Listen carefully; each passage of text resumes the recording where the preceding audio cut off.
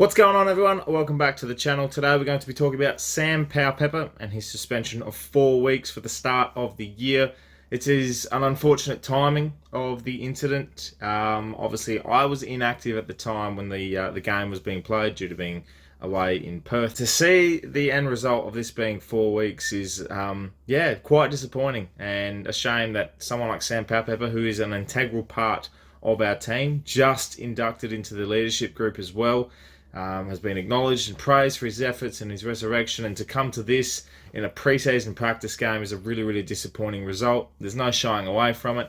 Yes, it was poorly timed as well, considering the retirement of Brayshaw and his history of head knocks, and just to come out like that, and Mark Keane getting absolutely brutalised by Sam Powell-Pepper. By all means, it is a tough game. It's a brutal game. Everyone puts their heads on the line, and you're going to get knocked about. The action and the precedent has now been set. He lost the footy, went back and got it again. Keane cleaned up by Powell-Pepper, throwing his weight around. The action was obviously not great, and the precedent of 4 weeks being suspended is what Sam Powell-Pepper has got, and it's as simple as that. It's something that we don't really want to see, but if you're going to protect the head, if you're going to have the precedent set of what the standards will be this year, then the AFL's done that. As simple as that. I think as fans, especially as Port Adelaide fans, we don't want to see Sam Powell-Pepper made to be a scapegoat of the situation. 4 weeks is now the standard. Then this should be set for every head knock and every clash that happens this year. And it's going to happen. It is inevitable. It happens every single week. Some more dramatically than others. Some will probably be worse than Sam Powell-Peppers. It is there. That is the standard. That is the level that the AFL has now set. They wanted 4 weeks. I was reading David Zeta's timeline throughout the progress and the case, and it was definite to see that they wanted 4 weeks. They wanted to make an example of how serious they're taking this situation. That if it's going to happen, then the player that is making the action and doing the bump and doing the incident and creating that moment should be punished a lot more than what the injury result will be. And Mark Keane will probably miss 2 weeks of football, come back and play, and that's great to see, and hopefully that he's all okay.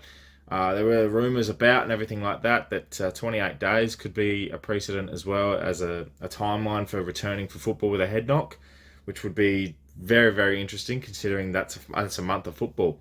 In my personal opinion, I think this has been floated about, but something like this happening to a player where they're injured in a head clash or injured in a bump, in a serious shoulder to head injury, I think the punishment should match the extension of period of time that the player is out for. And 4 weeks for Sam Powell-Pepper probably will suit that by the time Mark Keane comes back. Should it be applied in a match sim game is another option that a lot of people have been discussing. In my personal opinion, yes. Obviously, as a fan, you're like, well, can this be dodged about? This is not a real AFL sanctioned game, but it is AFL licensed, AFL umpired, and it's incorporated by the AFL, so you can't really dodge around that bullet. As much as a fan, as a personal fan, SPP in Port Adelaide, you want to see them get as light a sanction as possible for your team's sake. At the end of the day, it was a stupid decision to go in and bump like that in a match sim game. So 0.9 of a second, I think it was, that he had to react, and in the moment and in the motion of the tackle with Rioli as well. You can't be, you can't be put in a situation where your choice is you're just going to bump through. I know you're trying to protect yourself from an incident, but the force is there, and you can't really comment on much more than that. And there's no real argument to say that he should get less. I think there was certain times last year where I think it was games against, I think it was Nankervis had an option, De Goey had an incident as well. I think Jake Lloyd was another. They all got 3 weeks for similar incidents, but the AFL wanted 4. Now that it's a new year, there's obviously been stuff that's happened previously, like I mentioned with Brayshaw and other head knocks. To say the least, I think their standard now is 4 weeks, and that's the fallout from this. That's exactly what's happened. And whilst I'm not happy about it, because it's Sam Powell-Pepper, it's a player that we all love as a Port fan, and as I mentioned, being brought in the leadership group, an integral part of the forward line, and creates great pressure and sets the tone. Definitely seeing fan reactions and everything like that from other teams, it pisses you off because essentially, yeah, they love to see Sam Powell-Pepper in the mud, and I hate that. And he never got the credit he deserved for, what wonderful things he has done to reignite his career and become the player and person he has been. But instead, here he is, 4 weeks suspension in a pracky game. It is what it is, though, isn't it? Just going to look at some fan reactions as well. I asked for everyone's thoughts on the incident and what happened.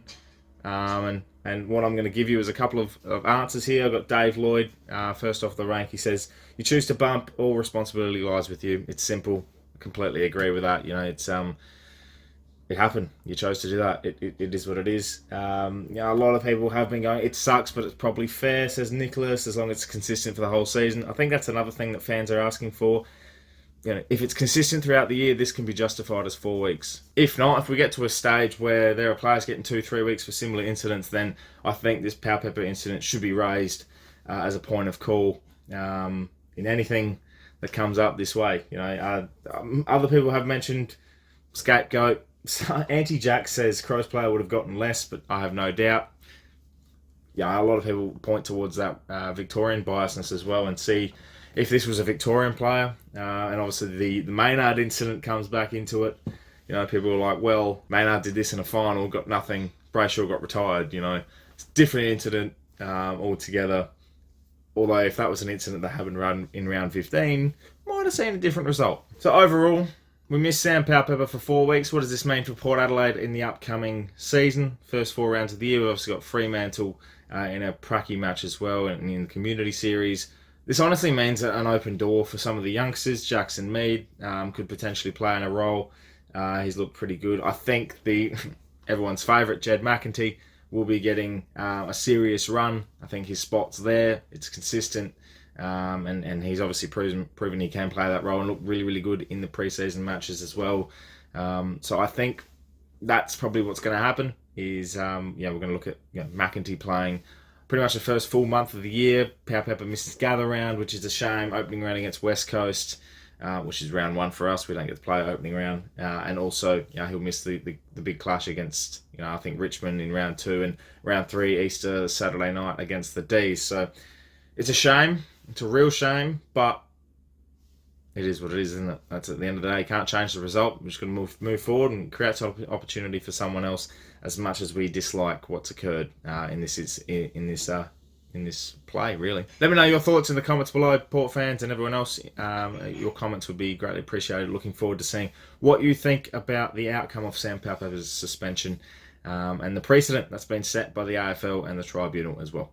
Thank you so much for watching. Subscribe to the channel if you're new for plenty more Port Adelaide and AFL content to come your way. My name's Anthony, and as always, can't pay.